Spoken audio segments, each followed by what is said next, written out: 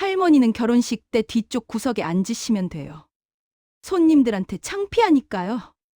젊은 여자의 목소리가 작은 국밥집 안을 날카롭게 가릅니다.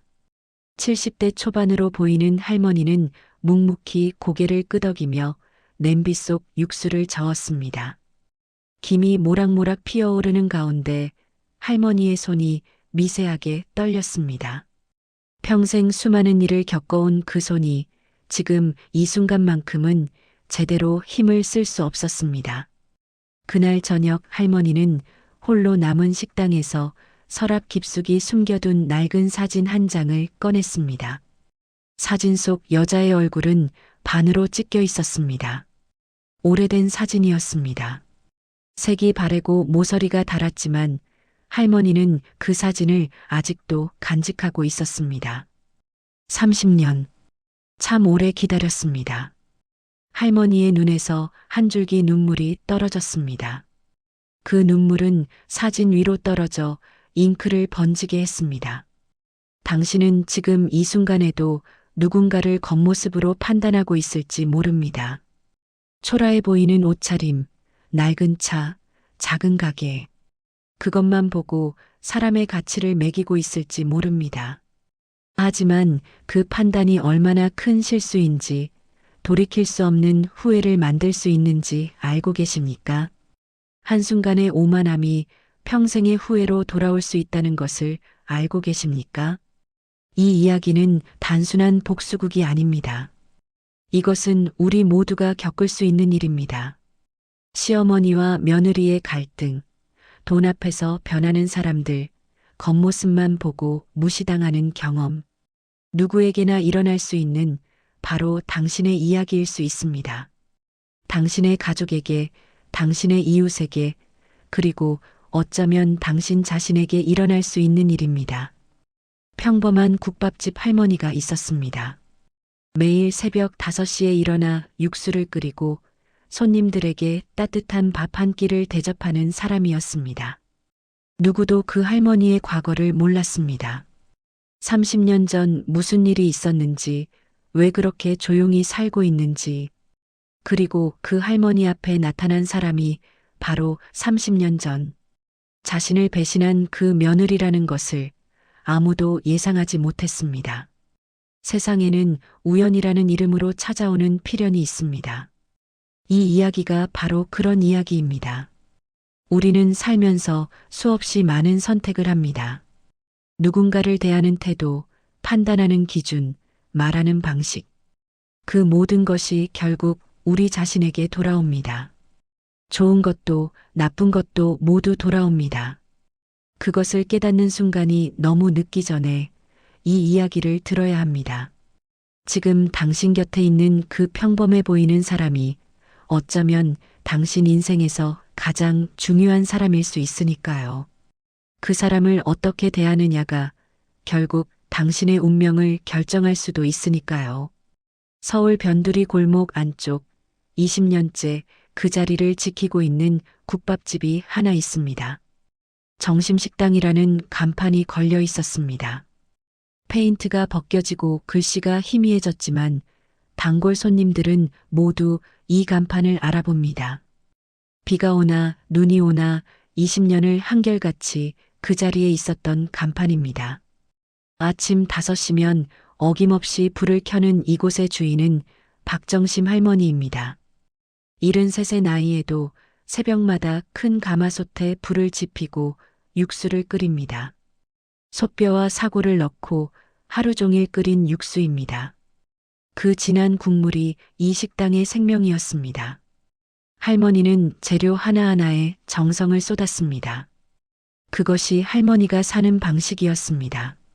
단골 손님들은 이 할머니를 좋아합니다. 새벽 6시면 공사장으로 가는 인부들이 들어옵니다. 7시면 출근하는 직장인들이 옵니다. 8시면 학교 가는 학생들이 들립니다. 모두 이 할머니의 국밥을 좋아했습니다. 음식에는 사람의 마음이 담긴다고 했습니다. 할머니의 국밥에는 따뜻한 마음이 담겨 있었습니다. 말수가 적고 조용한 사람입니다. 하지만 그 조용함 속에는 깊은 따뜻함이 있었습니다. 손님이 들어오면 고개를 끄덕이며 인사합니다. 주문을 받고 음식을 내오고 계산을 받습니다. 그 모든 과정이 조용하지만 정성스러웠습니다. 가끔 돈이 없어 보이는 손님이 들어옵니다. 주머니를 뒤적이며 돈을 세는 모습이 안쓰러워 보입니다. 할머니는 그런 손님에게 슬쩍 밥을 더 주고 반찬도 하나 더 얹어줍니다. 김치를 한 접시 더 내오고 국물도 조금 더 부어줍니다. 손님이 미안해하며 다음에 꼭 갚겠다고 하면 할머니는 손을 저으며 괜찮다는 표정을 짓습니다. 그리고는 등을 토닥여주며 힘내라는 눈빛을 보냅니다. 오후 2시가 되면 할머니는 식당 문을 닫습니다. 설거지를 하고 바닥을 닦고 내일 쓸 재료를 준비합니다. 가마솥에 새로운 뼈를 넣고 불을 지핍니다. 내일 아침에 쓸 육수를 미리 끓여놓는 것입니다. 모든 일을 혼자 합니다. 누구의 도움도 받지 않습니다. 그렇게 20년을 살아왔습니다. 하루도 빠짐없이 한결같이 살아왔습니다. 오후 4시쯤 되면 할머니는 근처 원룸으로 돌아갑니다. 식당에서 10분 거리에 있는 작은 원룸이었습니다. 방 하나에 작은 부엌과 화장실이 달린 곳입니다. 엘리베이터도 없는 3층 건물의 2층에 있었습니다. 할머니는 계단을 천천히 올라갑니다. 무릎이 좋지 않지만 참습니다. 좁은 방 안에는 낡은 가구들만 있었습니다. 20년 전에 산 옷장, 15년 된 냉장고, 색이 바랜 이불, 텔레비전도 10년도 더 된 구형이었습니다. 모든 것이 오래되고 낡았지만 할머니에게는 충분했습니다. 할머니는 많은 것을 필요로 하지 않았습니다. 벽에 걸린 달력을 할머니는 오래 바라보았습니다. 이번 달 23일에 빨간 동그라미가 쳐져 있었습니다. 그날은 바로 모레였습니다. 할머니의 가슴이 두근거렸습니다. 30년을 기다린 그날이 드디어 왔습니다. 오래 참고 기다린 그 순간이 다가오고 있었습니다. 할머니는 책상 서랍을 천천히 열었습니다. 묵직한 서류 봉투가 들어 있었습니다. 표지에는 정심그룹이라는 글자가 금박으로 찍혀 있었습니다. 할머니는 봉투를 꺼내 한참을 들여다보았습니다. 손가락으로 그 글자를 쓰다듬었습니다. 20년 동안 이룩한 모든 것이 이 안에 담겨 있었습니다. 그리고는 다시 조심스럽게 집어넣고 서랍을 닫았습니다. 아직은 때가 아니었습니다. 그 아래 또 다른 작은 서랍이 있었습니다. 할머니는 그 서랍도 열었습니다. 안에는 오래된 사진 한 장이 있었습니다.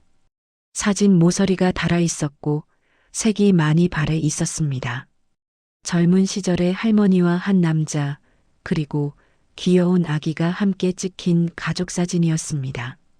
세 사람 모두 행복하게 웃고 있었습니다. 봄날 공원에서 찍은 사진이었습니다. 벚꽃이 흩날리는 배경이 희미하게 보였습니다. 하지만 그 옆에 서 있어야 할 여자의 얼굴은 찢겨나가 있었습니다.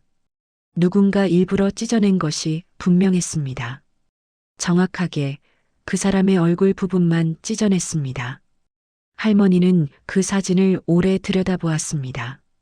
주름진 손가락이 찢어진 부분을 조심스럽게 쓰다듬었습니다. 입술이 미세하게 떨렸습니다. 눈가에 주름이 더 깊어졌습니다. 30년이 지났지만 그날의 아픔은 여전히 생생했습니다. 창밖으로 석양이 지고 있었습니다.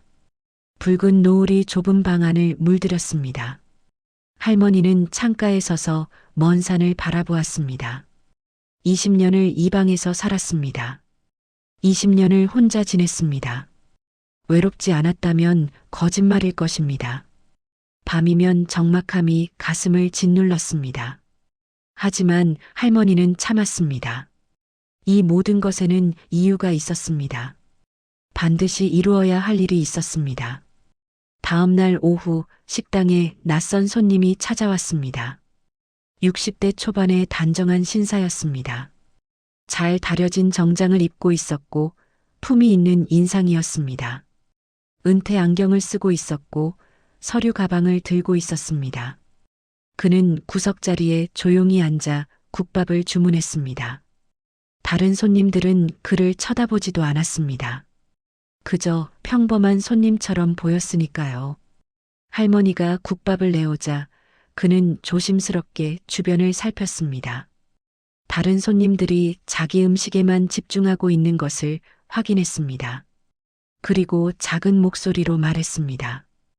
회장님, 이라는 호칭이 그의 입에서 새어나왔습니다. 그 목소리는 아주 작아서 옆 테이블에서는 들을 수 없었습니다. 할머니는 재빨리 고개를 저었습니다. 입술에 손가락을 가져다 대며 조용히 하라는 신호를 보냈습니다. 그리고 낮은 목소리로 대답했습니다. 여기서는 그냥 할머니일 뿐이라고 말했습니다. 이현수 변호사님, 조심해야 한다고 말했습니다. 누가 들을지 모른다고, 아직은 때가 아니라고 말했습니다. 이현수 변호사는 목소리를 더 낮췄습니다. 고개를 숙이고 국밥을 먹는 척하며 말했습니다. 내일 손자분이 오신다는 것을 확인했습니다. 그리고 그 여자도 함께 온다는 것을 말했습니다. 정말 괜찮으시냐고, 준비는 되셨느냐고 물었습니다. 자기가 동행해도 되냐고 조심스럽게 물었습니다. 할머니의 손이 잠시 멈췄습니다. 국밥을 내려놓던 손이 공중에서 굳었습니다. 잠시 숨을 멈췄다가 다시 천천히 내쉬었습니다. 하지만 곧 다시 움직이며 조용히 대답했습니다. 혼자 보겠다고, 변호사님은 기다려달라고 말했습니다. 그리고 30년 전 그 사람이 아니길 바란다고 말했습니다. 사람은 변할 수 있다고, 세월이 그 사람을 바꿔놨을지도 모른다고 말했습니다. 할머니의 목소리에는 간절함이 묻어났습니다. 변호사는 깊은 한숨을 쉬었습니다. 회장님은 정말 대단하시다고 중얼거렸습니다. 자기 같으면 절대 용서할 수 없을 거라고 말했습니다. 그렇게 배신당하고도 아직 그 사람에게 기회를 주시다니 정말 대단하시다고 말했습니다. 사람이 그렇게까지 착할 수 있느냐고, 성인 같으시다고 말했습니다. 할머니는 대답하지 않았습니다. 그저 창밖을 바라볼 뿐이었습니다. 저 멀리 석양이 지고 있었습니다. 하늘이 붉게 물들고 있었습니다. 할머니의 눈빛에는 말할 수 없는 슬픔이 어려 있었습니다. 착해서가 아니라고, 그냥 마지막 희망을 버릴 수 없어서라고 속으로 생각했습니다. 변호사가 조심스럽게 물었습니다. 만약 그 여자가 변하지 않았다면 어쩌실 거냐고 물었습니다. 만약 여전히 오만하고 무례하다면 어떻게 하실 거냐고 물었습니다. 할머니는 잠시 침묵했습니다. 국밥 그릇을 내려다보며 긴 한숨을 쉬었습니다. 그리고 조용히 대답했습니다. 그때는 진실을 밝히겠다고, 더 이상 손자가 상처받는 것을 볼 수 없다고 말했습니다. 이제는 정말 끝낼 때가 되었다고 말했습니다. 변호사는 고개를 끄덕였습니다. 알겠다고, 모든 준비는 되어 있다고 말했습니다. 언제든지 회장님이 원하시면 움직이겠다고 말했습니다. 서류도 다 준비되어 있고 증거도 모두 확보했다고 말했습니다. 법정에 가도 이길 수 있는 완벽한 증거라고 말했습니다. 할머니는 고개를 끄덕였습니다. 고맙다고 말했습니다. 이현수 변호사가 아니었다면 여기까지 오지 못했을 거라고 말했습니다. 20년 동안 도와줘서 고맙다고, 진심으로 고맙다고 말했습니다. 변호사는 국밥을 다 먹고 일어났습니다. 돈을 내려고 하자 할머니가 손을 저었습니다. 변호사는 미소 지으며 고개를 숙여 인사했습니다. 그리고 조용히 식당을 나갔습니다. 문이 닫히는 소리가 조용했습니다. 할머니는 변호사가 나간 자리를 한참 바라보았습니다. 그리고 혼잣말로 중얼거렸습니다. 내일이면 모든 것이 밝혀질 거라고, 30년의 기다림이 끝날 거라고 말했습니다. 아니면 새로운 시작이 될 거라고, 손자가 행복해질 거라고 말했습니다. 다음 날 오후 식당 문이 활짝 열렸습니다. 따뜻한 가을 햇살이 식당 안으로 쏟아져 들어왔습니다. 키가 크고 훤칠한 젊은 남자가 환하게 웃으며 들어왔습니다. 할머니의 손자 민준이었습니다. 28살의 젊은 나이에 벌써 당당한 사업가가 되어 있었습니다. 정장이 잘 어울렸고 얼굴에는 자신감이 넘쳤습니다. 할머니의 얼굴에 처음으로 환한 미소가 번졌습니다. 주름진 얼굴이 활짝 펴졌습니다. 눈가의 주름도 부드러워졌습니다. 민주는 할머니에게 달려와 꽉 안았습니다. 할머니는 손자의 등을 토닥였습니다. 이렇게 건강하게 자라줘서 고맙다고 속으로 생각했습니다. 이렇게 훌륭하게 자라줘서 고맙다고 생각했습니다. 민준이 몸을 떼며 말했습니다. 자신의 약혼녀를 소개하고 싶다고 말했습니다. 할머니께 꼭 인사드리고 싶어 한다고 말했습니다. 정말 좋은 사람이라고 할머니께서도 마음에 드실 거라고 말했습니다. 민준의 뒤로 두 사람이 들어섰습니다. 수진이라는 이름의 단아한 젊은 여성이었습니다. 26세의 젊은 나이였습니다. 얼굴이 맑고 예뻤습니다.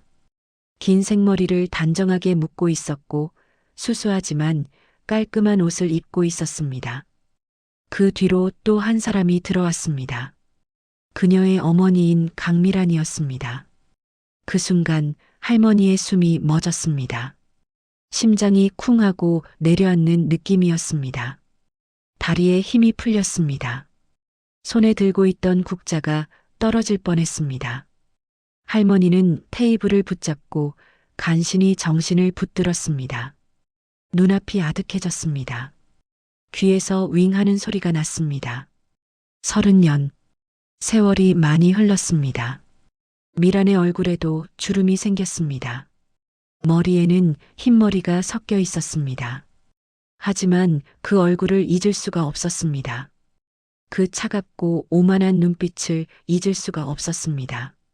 30년 전 그날 밤 자신의 방에 들어와 요양원에 가라고 명령하던 그 눈빛이었습니다. 할머니를 요양원에 버리고 떠났던 그 며느리였습니다. 남편이 돌아가신 지 일주일도 안 돼서 회사를 빼앗으려 했던 그 사람이었습니다. 아들을, 할머니의 사랑하는 외아들을 죽음으로 몰고 간 그 여자였습니다. 할머니의 인생을 산산조각 냈던 그 사람이었습니다. 30년을 가슴에 묻고 살아온 그 원수였습니다. 하지만 할머니는 아무 내색도 하지 않았습니다. 수십 년을 장사하며 익힌 표정 관리였습니다. 깊은 숨을 한번 들이쉬었습니다. 그리고 천천히 내쉬었습니다. 마음을 가라앉혔습니다. 다만 조용히 자리를 안내했습니다. 이쪽에 앉으시라고 손짓했습니다. 목소리가 떨리지 않도록 조심했습니다. 미라는 식당 안을 천천히 둘러보았습니다. 코를 살짝 찡그렸습니다. 낡은 테이블, 오래된 의자, 벽에 붙은 메뉴판, 페인트가 벗겨진 벽, 낡은 에어컨, 오래된 냉장고, 모든 것이 초라해 보였습니다. 생각보다 작다는 표정이었습니다. 이런 곳에서 손자가 자랐다니 믿을 수 없다는 표정이었습니다. 자기 딸의 시댁이 이렇게 가난하다니 실망스럽다는 표정이었습니다. 민준이 황급히 할머니를 감쌌습니다. 작지만 정말 맛있는 곳이라고, 할머니가 30년 넘게 운영하신 곳이라고 말했습니다. 이 동네에서 제일 유명한 국밥집이라고, 단골 손님이 정말 많다고 말했습니다. 하지만 미란의 표정에는 명백한 무시가 담겨 있었습니다. 미란의 한숨소리가 식당 안에 울렸습니다. 크지는 않았지만 분명하게 들렸습니다. 수진이 어머니의 팔을 살짝 잡아당겼습니다. 엄마라고 작은 목소리로 제지했습니다. 하지만 미라는 신경 쓰지 않는 표정이었습니다. 딸의 재짓 따위는 들은 척도 하지 않았습니다. 할머니는 묵묵히 국밥을 준비했습니다. 부엌으로 들어가 냄비 뚜껑을 열었습니다. 하지만 손이 떨렸습니다. 국자를 들어올리는 손이 제대로 힘을 쓸 수 없었습니다. 30년 만에 다시 만난 그 사람 앞에서 할머니는 평정심을 잃고 있었습니다. 가슴이 쿵쾅쿵쾅 뛰었습니다. 숨이 가빠졌습니다. 할머니는 눈을 감고 깊은 숨을 쉬었습니다. 진정하라고, 아직은 때가 아니라고 스스로에게 말했습니다. 손자를 위해서라도 참아야 한다고, 조금만 더 지켜봐야 한다고 스스로를 다독였습니다. 그리고 다시 눈을 뜨고 국밥을 담았습니다. 정성스럽게 평소처럼 담았습니다. 식탁에 국밥이 놓이자 민주는 맛있게 먹기 시작했습니다. 숟가락질이 빨랐습니다. 정말 맛있다고, 역시 할머니 국밥이 최고라고 말했습니다. 이 맛을 수진이도 꼭 알아야 한다고, 정말 최고라고 말했습니다. 민준의 얼굴에는 행복한 미소가 가득했습니다. 수진도 조심스럽게 숟가락을 들었습니다. 한 입 먹어보더니 눈이 커졌습니다. 정말 맛있다고, 이렇게 진한 국물은 처음이라고 말했습니다. 할머니를 보며 공손하게 인사했습니다. 정말 맛있다고, 민준이가 자랑할 만하다고 말했습니다. 수진의 태도는 예의 바르고 공손했습니다. 하지만 미라는 달랐습니다. 숟가락도 들지 않았습니다. 그저 핸드폰만 만지작거렸습니다. 가끔 화면을 쳐다보며 무언가를 확인했습니다. 메시지를 보내기도 하고 전화가 오면 밖으로 나가봤기도 했습니다. 점심을 늦게 먹었다며 배가 부르다며 거절했습니다. 맛을 볼 생각조차 하지 않았습니다. 할머니는 구석에 서서 그들을 지켜보았습니다. 미란의 손에는 비싼 명품 가방이 걸려 있었습니다. 손목에는 굵은 금팔찌가 여러 개 채워져 있었습니다. 목에는 진주 목걸이가 걸려 있었습니다. 귀에는 다이아몬드 귀걸이가 반짝였습니다. 온몸에 명품을 두르고 있었습니다.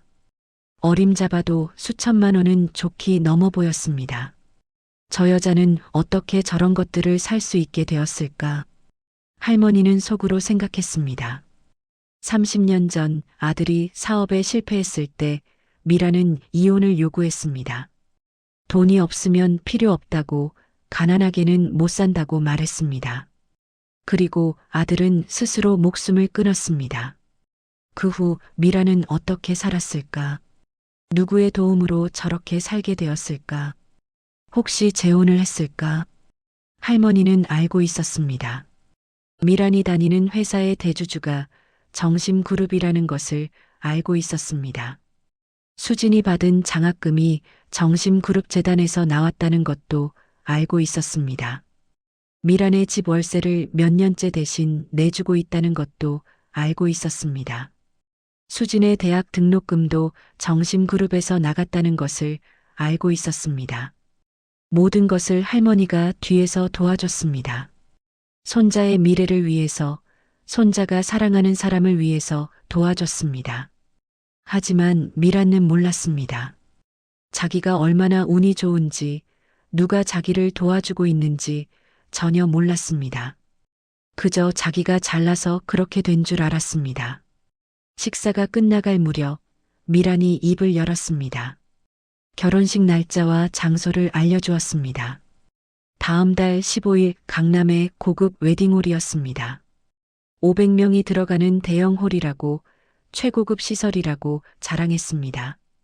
할머니께도 물론 오셔야 한다고 말했습니다. 하지만 그 말투에는 온기가 없었습니다. 의무적으로 하는 말처럼 들렸습니다. 마지못해 초대하는 것 같았습니다. 민준이 기뻐하며 할머니를 보았습니다. 할머니 꼭 오셔야 한다고, 할머니가 안 오시면 결혼식의 의미가 없다고 말했습니다.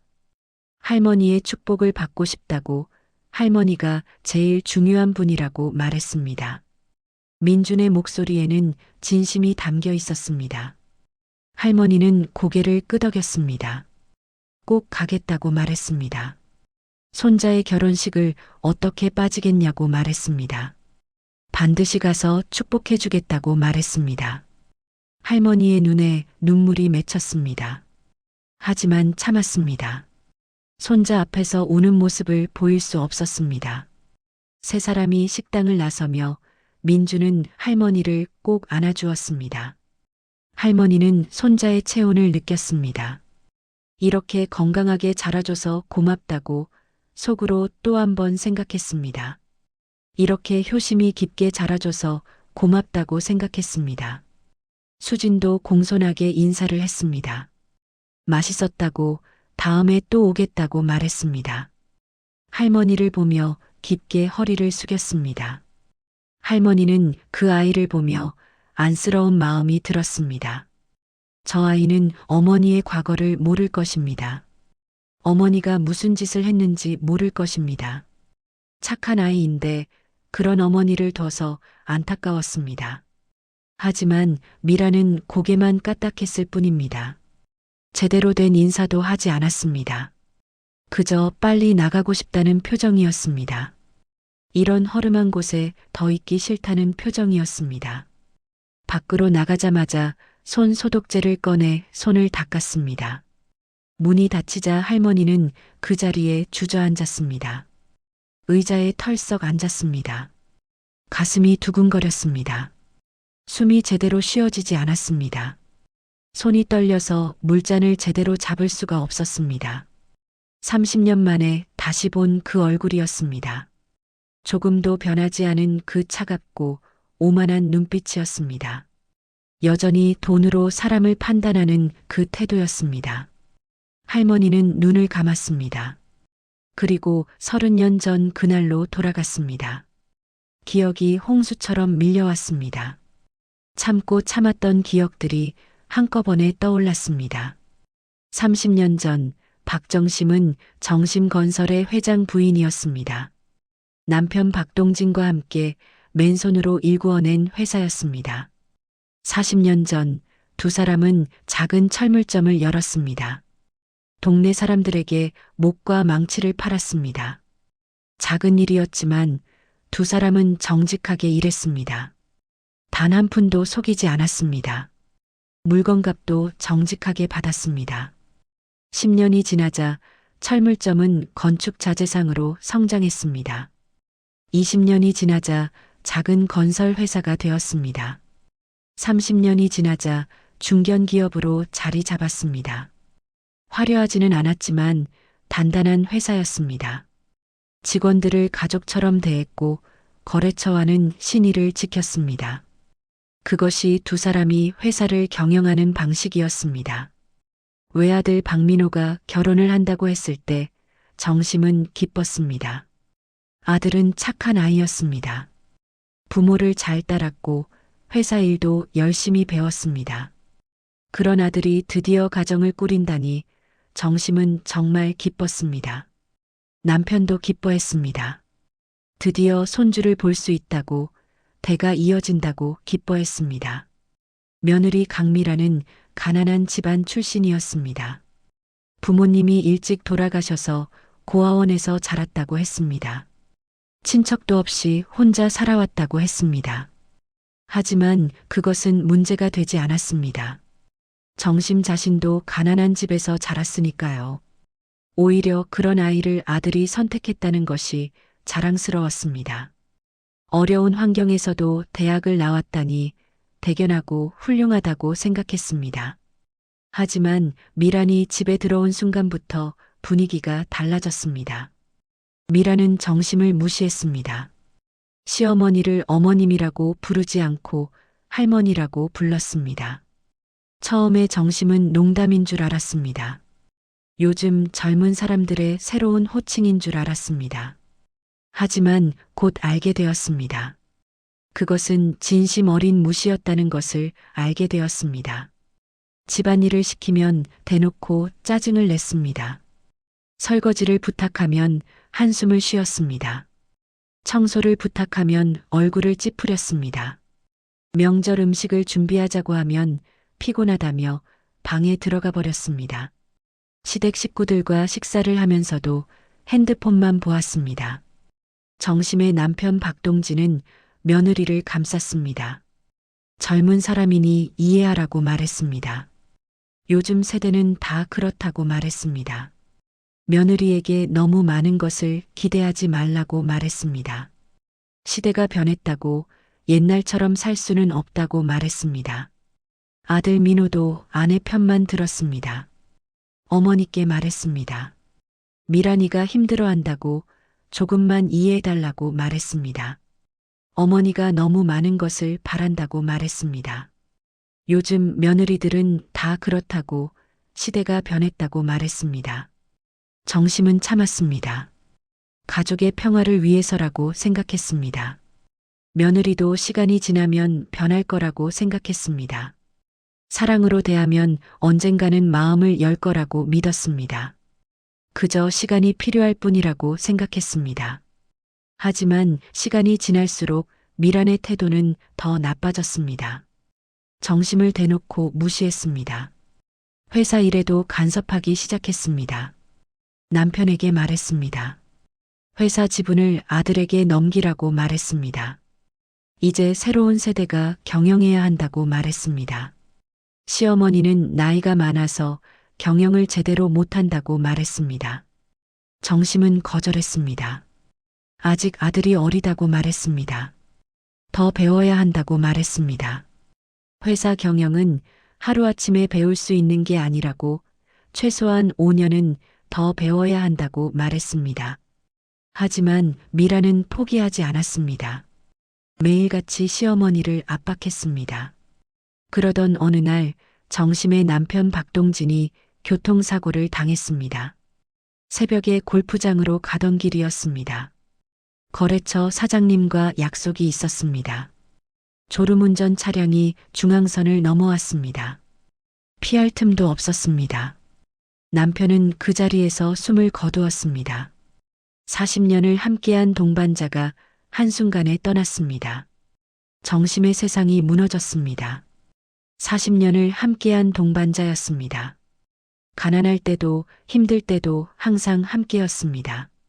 철물점을 시작할 때도 건설 회사로 키울 때도 항상 함께였습니다.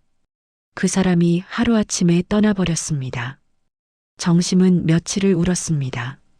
밥도 못 먹고 잠도 못 자고 울기만 했습니다. 장례식장에서 미라는 눈물 한 방울 흘리지 않았습니다. 조문객들을 맞이하며 웃기까지 했습니다. 그저 장례식이 끝나기만을 기다렸습니다.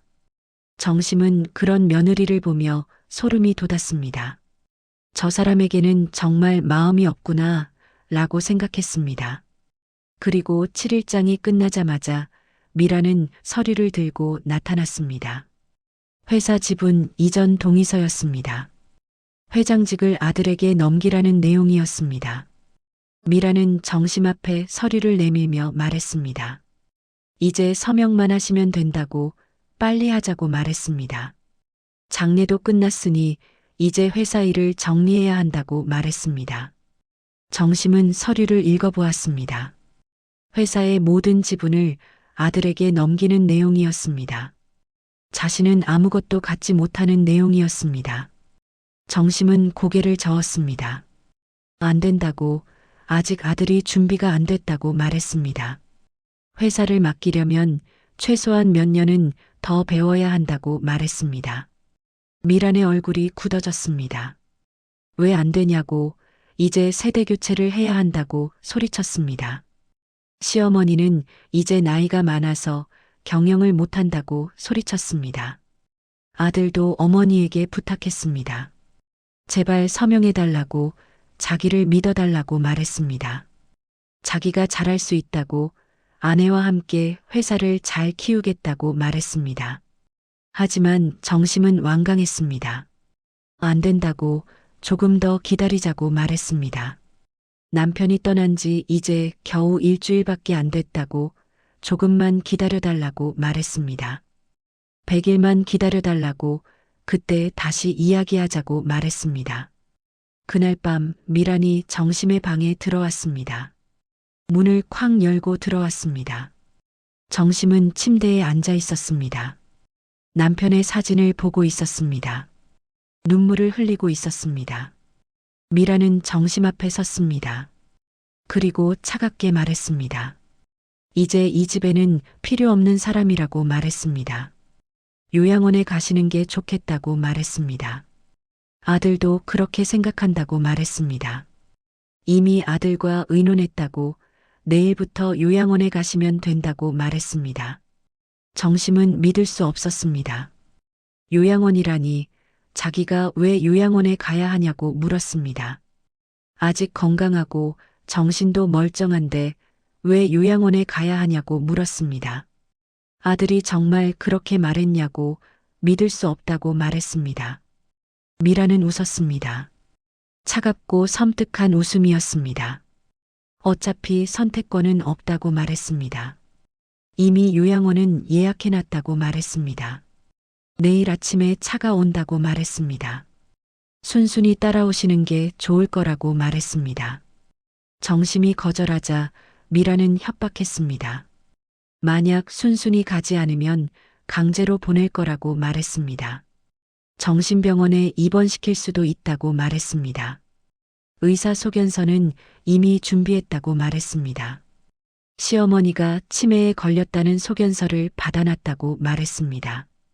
다음 날 아침 정심은 강제로 요양원에 보내졌습니다. 아들 민호는 어머니를 외면했습니다. 어머니가 울며 매달렸지만 고개를 돌렸습니다. 아내가 무서웠던 것입니다. 아내를 잃을까봐 두려웠던 것입니다. 아내와 어머니 사이에서 아내를 선택한 것입니다. 요양원은 외딴 산 속에 있었습니다.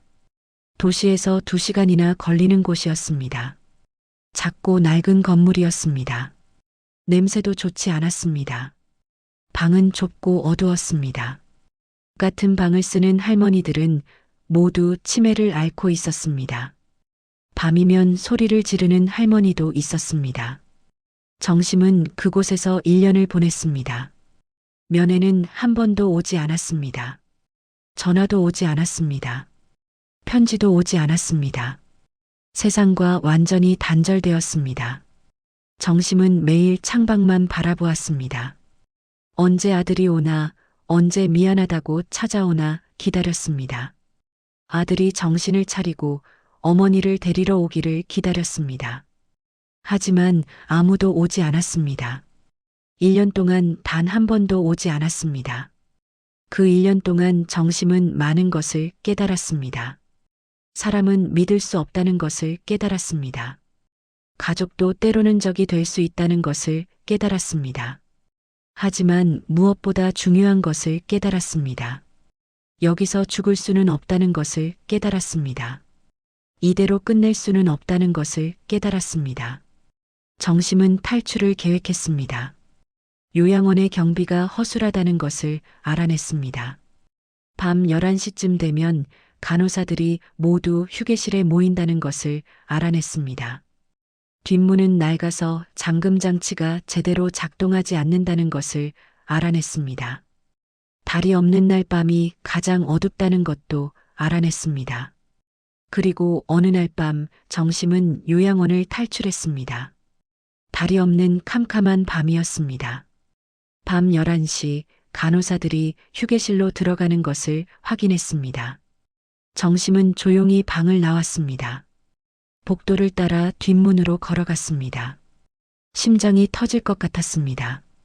하지만 멈출 수 없었습니다. 뒷문을 열었습니다. 잠금 장치가 헐거워서 쉽게 열렸습니다. 정심은 밖으로 나갔습니다. 차가운 밤 공기가 얼굴을 때렸습니다. 자유의 공기였습니다. 정심은 산길을 따라 걸었습니다. 어둠 속을 걸었습니다. 넘어지기도 했습니다. 상처도 났습니다. 하지만 멈추지 않았습니다. 새벽까지 걸었습니다. 그리고 마을에 도착했습니다. 무일푼으로 거리에 나선 60대 여성이었습니다. 갈 곳도 없었습니다. 의지할 사람도 없었습니다. 돈도 한 푼 없었습니다. 집도 없었습니다. 하지만 정심은 포기하지 않았습니다. 첫날은 지하철역에서 잤습니다. 추웠지만 참았습니다. 다음 날 아침 근처 식당을 찾아갔습니다. 설거지라도 시켜달라고 부탁했습니다. 식당 주인은 의아한 눈빛으로 정심을 보았습니다. 하지만 인력이 부족했던지 일을 시켜주었습니다. 정심은 아침부터 저녁까지 설거지를 했습니다. 손이 부르텄습니다. 허리가 아팠습니다. 하지만 참았습니다. 첫 월급을 받았을 때 정심은 울었습니다. 40만 원이었습니다. 하지만 그것은 정심이 다시 시작할 수 있는 희망이었습니다. 낮에는 식당에서 설거지를 했습니다. 밤에는 사무실 청소 일을 했습니다. 잠은 하루에 4시간만 잤습니다. 악착같이 돈을 모았습니다. 한 푼도 쓰지 않았습니다. 그렇게 2년이 흘렀습니다. 2년 만에 정심은 1,000만 원을 모았습니다. 그리고 작은 국밥집 하나를 얻었습니다. 보증금 500만 원에 월세 50만 원이었습니다. 낡고 좁은 가게였습니다. 하지만 정심에게는 새로운 시작이었습니다. 처음에는 손님이 없었습니다. 하루 종일 기다려도 2~3명만 왔습니다. 하지만 정심은 포기하지 않았습니다. 새벽부터 일어나 육수를 끓였습니다. 정성스럽게 음식을 만들었습니다. 손님에게 친절하게 대했습니다. 한 달이 지나자 단골 손님이 생기기 시작했습니다. 2달이 지나자 입소문이 났습니다. 1년이 지나자 손님이 많아졌습니다. 정심은 쉬지 않고 일했습니다. 그리고 돈을 모았습니다. 5년째 되던 해 정심은 옛 동료를 만났습니다. 우연히 길에서 마주쳤습니다. 이현수 변호사였습니다. 정심건설의 고문 변호사였던 사람입니다. 그는 정심을 알아보고 깜짝 놀랐습니다. 회장님이라고 부르며 달려왔습니다. 어떻게 이런 곳에 계시냐고, 무슨 일이냐고 물었습니다. 이현수는 정심의 사정을 물었습니다. 정심은 모든 것을 말했습니다. 요양원에 갇혔던 일, 탈출한 일, 지금까지 살아온 일. 이현수는 분노했습니다. 그리고 도와주겠다고 말했습니다. 반드시 회장님을 다시 일으켜 세우겠다고 말했습니다. 그때부터 정심의 본격적인 재기가 시작되었습니다. 이현수는 법률 자문을 해주었습니다. 정심은 식당으로 번 돈으로 작은 부동산에 투자했습니다. 이현수가 좋은 물건을 찾아주었습니다. 운이 좋았습니다. 재개발 지역이었습니다. 가격이 3배로 뛰었습니다. 정심은 그 돈으로 더 큰 투자를 했습니다. 건물 한 채를 샀습니다. 그것을 리모델링해서 임대를 주었습니다. 수익이 났습니다. 그 돈으로 또 다른 건물을 샀습니다. 10년이 흘렀습니다. 정심은 다시 사업가가 되었습니다. 하지만 이번에는 다르게 했습니다. 이름을 숨겼습니다. 정심그룹이라는 회사를 만들었지만 대외적인 회장직은 이현수가 맡았습니다. 정심은 뒤에서 모든 것을 지휘했습니다. 사람들은 이현수가 회장인 줄 알았습니다. 왜 이름을 숨겼을까요? 정심에게는 계획이 있었습니다. 손자를 지켜야 했습니다. 아들은 이미 없었지만 손자는 살아 있었습니다. 그 아이만큼은 보호해야 했습니다. 미란으로부터 지켜야 했습니다. 정심은 여전히 국밥집 할머니로 살았습니다. 아침 5시에 일어나 육수를 끓이는 평범한 할머니로 살았습니다. 아무도 그 할머니가 재산 수천억 원을 가진 사업가라는 것을 몰랐습니다. 아무도 그 할머니가 서울 강남의 빌딩을 여러 채 가지고 있다는 것을 몰랐습니다. 그리고 1년 전 충격적인 소식을 들었습니다. 아들이 죽었다는 소식이었습니다. 이현수가 전화로 알려주었습니다. 정심의 아들 박민호가 스스로 목숨을 끊었다고 했습니다. 사업에 실패했고 아내 미란에게 이혼을 요구받았고 견디지 못하고 세상을 떠났다고 했습니다. 혼자 조용히 떠났다고 했습니다. 정심은 전화기를 떨어뜨렸습니다. 다리에 힘이 풀려 주저앉았습니다. 숨을 쉴 수가 없었습니다. 가슴이 찢어지는 것 같았습니다. 아들, 정심의 사랑하는 아들, 그 아이가 죽었다니, 혼자 외로이 죽었다니, 어머니를 찾지도 못하고 죽었다니, 정심은 며칠을 울었습니다. 밥도 먹지 못했습니다. 물도 마시지 못했습니다. 그저 울기만 했습니다. 하지만 장례식에는 가지 못했습니다. 미란이 있을 것이기 때문입니다. 만약 가면 모든 것이 들통날 것이기 때문입니다. 정심은 멀리서 지켜볼 수밖에 없었습니다. 장례식장 밖에서 정심은 섰습니다. 창문 너머로 영정 사진이 보였습니다. 웃고 있는 아들의 얼굴이 보였습니다. 정심은 그 자리에서 무릎을 꿇었습니다. 그리고 빌었습니다. 미안하다고, 정말 미안하다고 빌었습니다. 어머니가 지켜주지 못해서 미안하다고 빌었습니다. 그리고 손자를 보았습니다. 민준이었습니다. 27살의 젊은 나이에 아버지를 잃은 아이였습니다. 그 아이가 홀로 아버지의 영정을 들고 있는 모습을 보았습니다. 옆에는 아무도 없었습니다. 미라는 저 멀리 앉아 핸드폰을 보고 있었습니다. 그날 정심은 결심했습니다. 손자만큼은 지켜야겠다고 결심했습니다.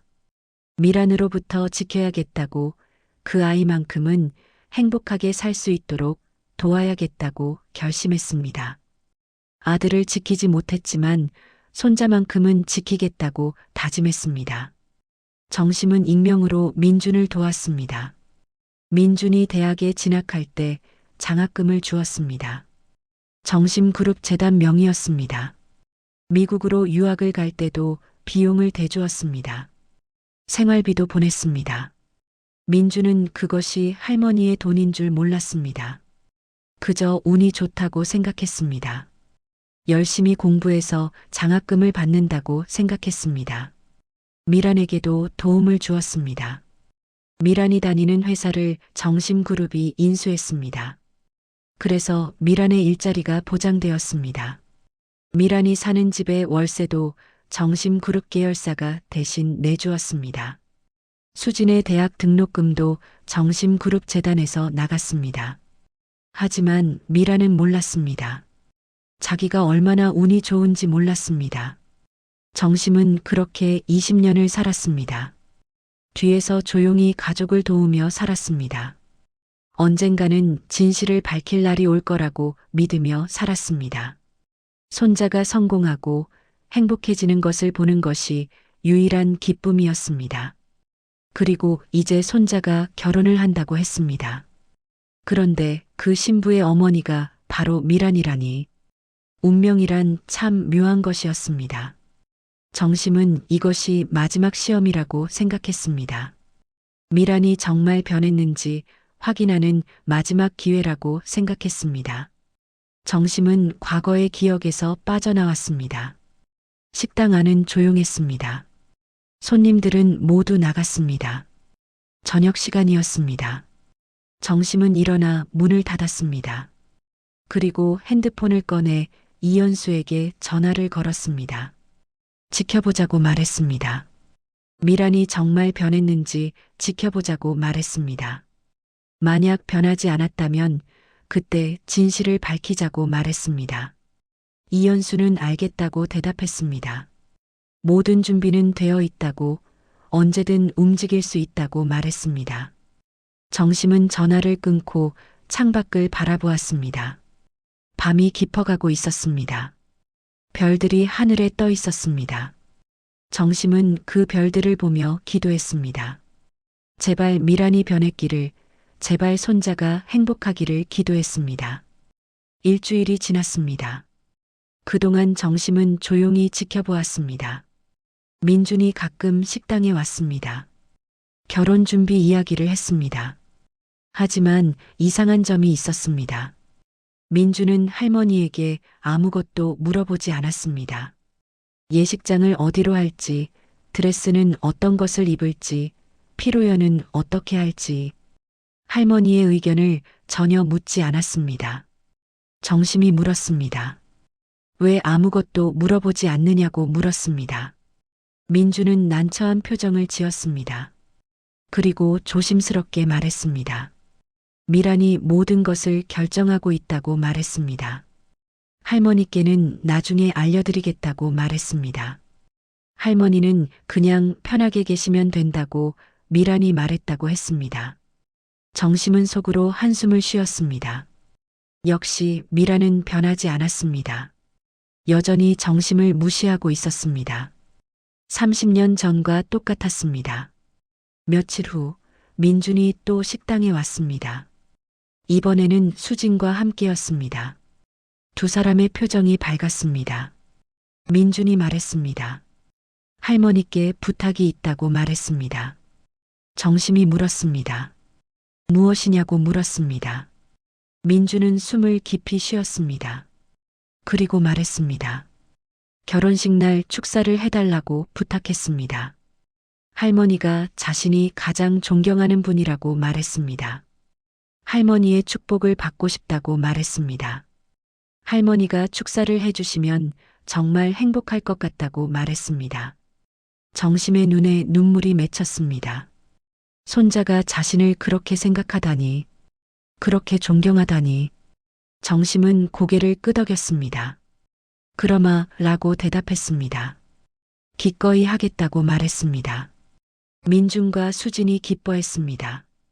고맙다고, 정말 고맙다고 말했습니다. 두 사람은 행복한 표정으로 식당을 나갔습니다.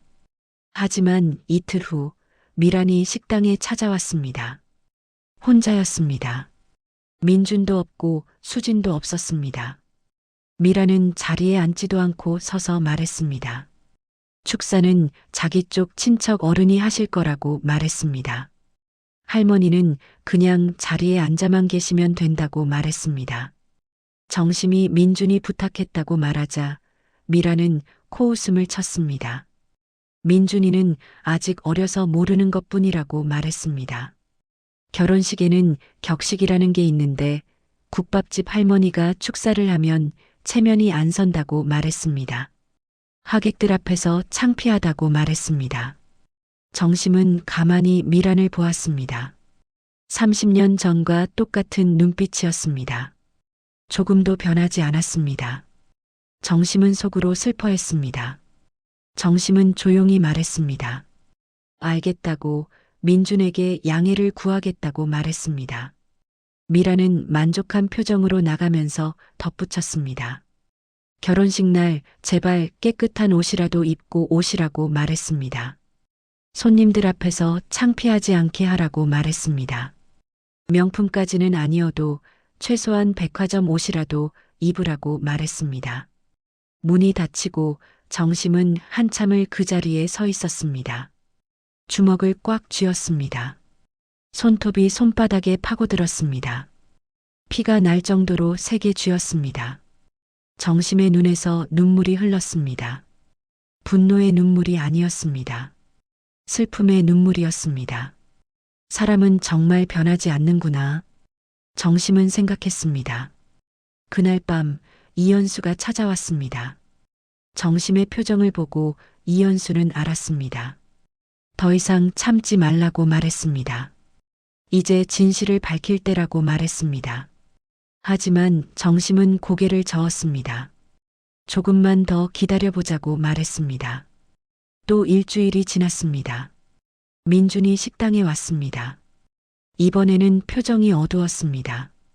자리에 앉자마자 고개를 숙였습니다.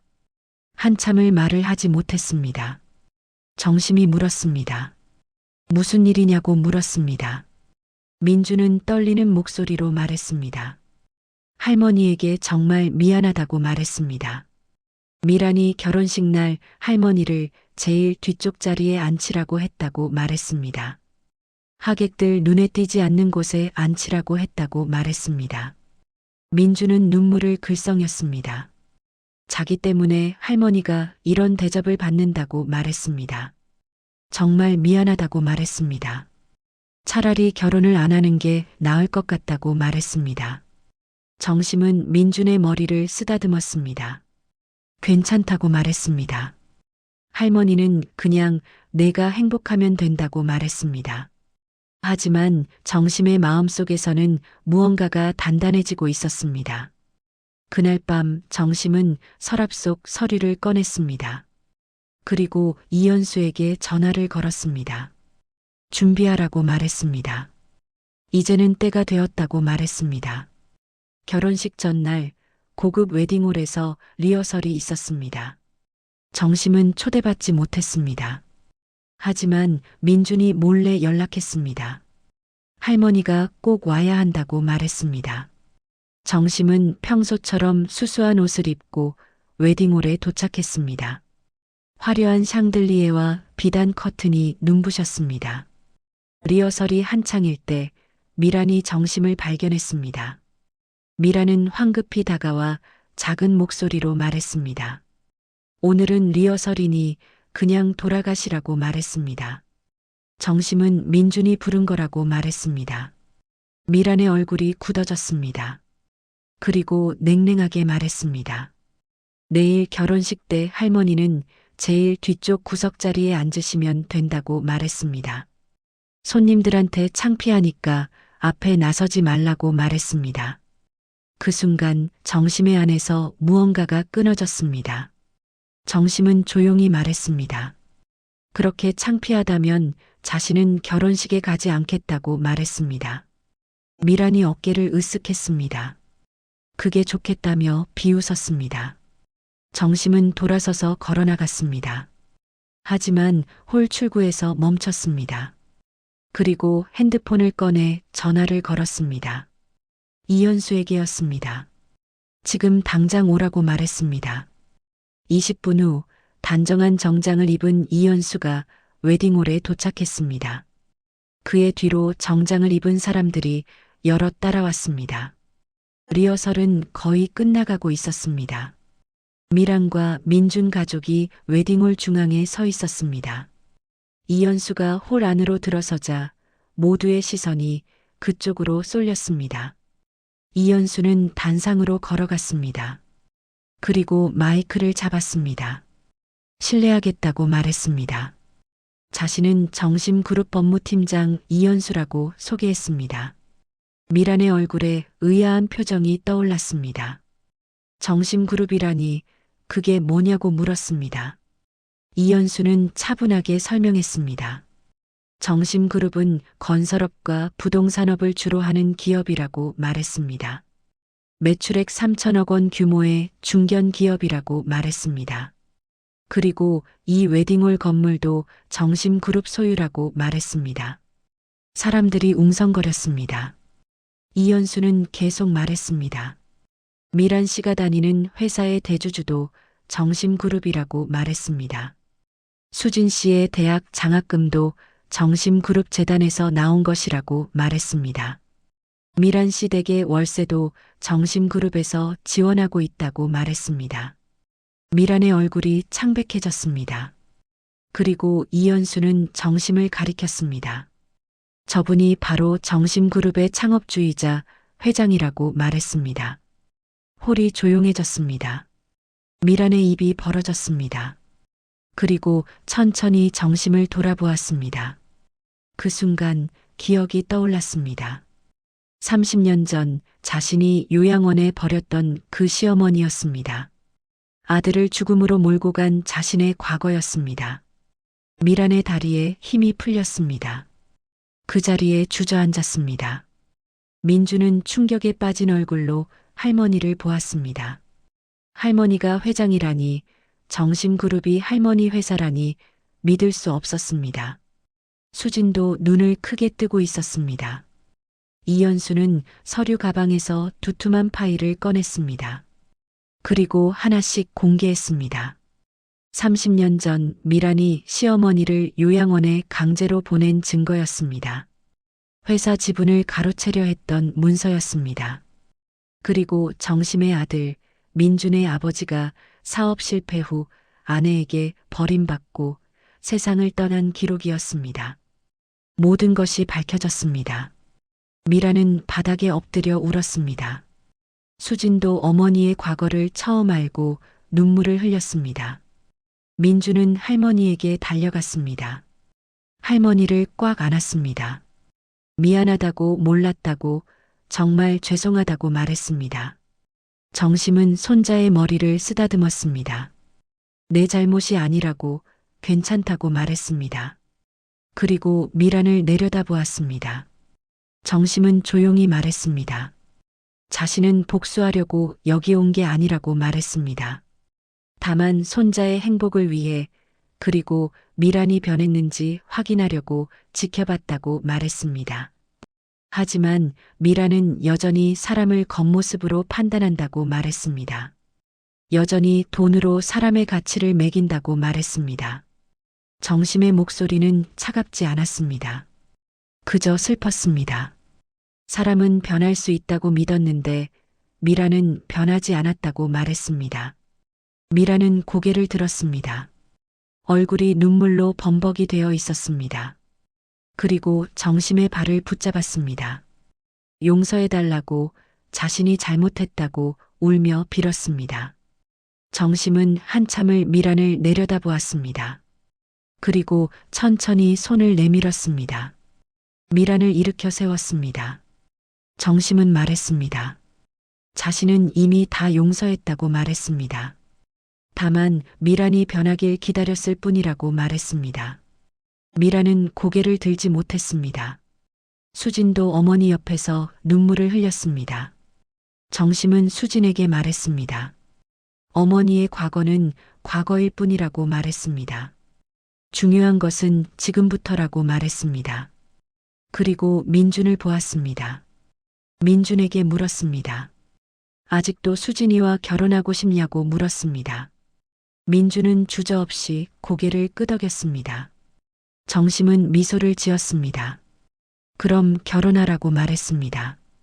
할머니가 축복하겠다고 말했습니다. 다음 날 결혼식은 예정대로 치러졌습니다. 정심은 평소처럼 수수한 한복을 입고 참석했습니다. 하지만 이번에는 제일 앞자리에 앉았습니다. 미라는 그 옆자리에 앉았습니다. 결혼식 내내 눈물을 흘렸습니다.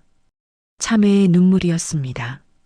민준과 수진은 행복한 얼굴로 서약했습니다. 하객들이 박수를 쳤습니다. 식이 끝나고 정심은 조용히 자리를 뜨려 했습니다. 하지만 미란이 붙잡았습니다. 미란은 정심의 손을 꽉 잡았습니다. 그리고 말했습니다. 앞으로 속죄하며 살겠다고 말했습니다. 진짜 며느리가 되겠다고 말했습니다. 정심은 고개를 끄덕였습니다. 석 달 후 정심의 국밥집에 변화가 생겼습니다. 미란과 수진이 함께 일하기 시작한 것입니다. 미란은 매일 아침 정심보다 먼저 나와 육수를 끓였습니다. 수진은 퇴근 후 식당을 도왔습니다. 처음에는 서툴렀습니다. 하지만 시간이 지나며 익숙해졌습니다. 어느 날 손님 하나가 물었습니다. 식구가 늘었냐고 물었습니다. 정심은 웃으며 대답했습니다. 그렇다고 가족이 생겼다고 말했습니다. 미라는 그 말에 눈시울이 붉어졌습니다. 1년 후 정심은 회사 경영에서 완전히 물러났습니다. 민준이 후계자가 되었습니다. 정심은 여전히 국밥집을 운영했습니다. 하지만 이제는 혼자가 아니었습니다. 미란과 수진 그리고 가끔 민준도 함께했습니다. 어느 일요일 오후 네 사람이 식당 안에 둘러앉았습니다. 정심이 끓인 국밥을 함께 먹었습니다. 미란이 먼저 숟가락을 들었습니다. 그리고 한 숟가락 뜬 후 말했습니다. 세상에서 제일 맛있는 국밥이라고 말했습니다. 정심은 웃었습니다. 미란도 웃었습니다. 창밖으로 따뜻한 햇살이 들어왔습니다. 식당 안에는 평화가 가득했습니다. 과거의 상처는 시간이 약이라고 합니다. 하지만 진짜 약은 시간이 아니라 용서였습니다. 용서는 상대방만을 위한 것이 아닙니다. 자기 자신을 위한 것입니다. 원망을 내려놓고 평화를 얻는 것입니다. 정심은 그것을 알았습니다. 그래서 용서할 수 있었습니다. 그리고 미란도 알게 되었습니다. 진정한 부는 통장 잔고가 아니라 마음의 풍요라는 것을 알게 되었습니다. 사람의 가치는 겉모습이 아니라 내면에 있습니다. 얼마나 많이 가졌느냐가 아니라 얼마나 따뜻한 마음을 가졌느냐입니다. 우리는 살면서 많은 사람을 만납니다.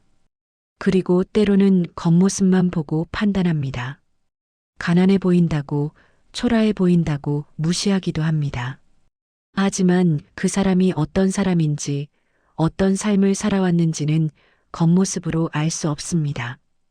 여러분 곁에도 평범해 보이지만 진주 같은 마음을 가진 분들이 계실 것입니다. 초라해 보여도 존경받아 마땅한 분들이 계실 것입니다. 그분들을 함부로 대하지 않아야 합니다. 그리고 당신 자신도 함부로 여기지 않아야 합니다.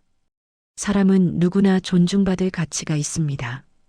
돈이 많고 적음, 지위가 높고 낮음과 상관없이 말입니다. 진정으로 중요한 것은 그 사람의 마음입니다. 얼마나 따뜻하게 살아가는가, 얼마나 진심으로 사람을 대하는가입니다.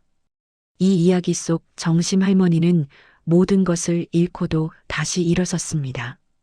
30년이라는 긴 시간을 참고 기다렸습니다. 그리고 결국 용서를 선택했습니다. 그것이 진정한 강함이었습니다. 복수가 아니라 용서를 선택할 수 있는 힘이었습니다. 미라는 돈과 거칠애에 빠져 가장 소중한 것을 잃었습니다. 가족을, 사람을, 그리고 자기 자신의 존엄을 잃었습니다. 하지만 늦게나마 깨달았습니다. 그리고 진심으로 참회했습니다. 그것도 또한 용기였습니다. 우리 모두는 살면서 실수를 합니다. 잘못된 판단을 하고 상처를 주고 후회를 합니다. 하지만 중요한 것은 그 다음입니다. 그 실수를 인정하고 진심으로 사과하고 달라지려 노력하는 것입니다. 지금 이 순간에도 누군가는 겉모습 때문에 무시당하고 있을지 모릅니다. 가난하다고, 낡은 옷을 입었다고, 작은 가게를 운영한다고 무시당하고 있을지 모릅니다. 하지만 그 사람이 어떤 이야기를 가지고 있는지, 어떤 마음을 품고 있는지는 아무도 모릅니다. 당신이 지금 무시하는 그 사람이 어쩌면 당신 인생에서 가장 중요한 사람일 수 있습니다. 당신에게 가장 큰 가르침을 줄 사람일 수 있습니다. 그러니 조심스럽게 대해야 합니다. 모든 사람에게 최소한의 존중을 보여야 합니다. 그리고 만약 당신이 지금 누군가에게 무시당하고 있다면 기억해야 합니다. 당신의 가치는 그 사람의 평가로 결정되지 않습니다. 당신은 당신이기에 이미 충분히 소중합니다. 이 이야기가 당신의 마음에 작은 울림이 되었기를 바랍니다. 사람을 대하는 태도, 판단하는 기준, 말하는 방식을 한 번 더 돌아보는 계기가 되었기를 바랍니다. 그리고 당신 곁에 평범한 사람들에게 조금 더 따뜻한 시선을 보낼 수 있기를 바랍니다. 세상은 넓고 이야기는 많습니다. 다음에도 이런 이야기로 여러분을 찾아올 예정입니다. 우리 모두가 배우고 성장할 수 있는 이야기들로 말입니다. 그때 또 만나길 바랍니다.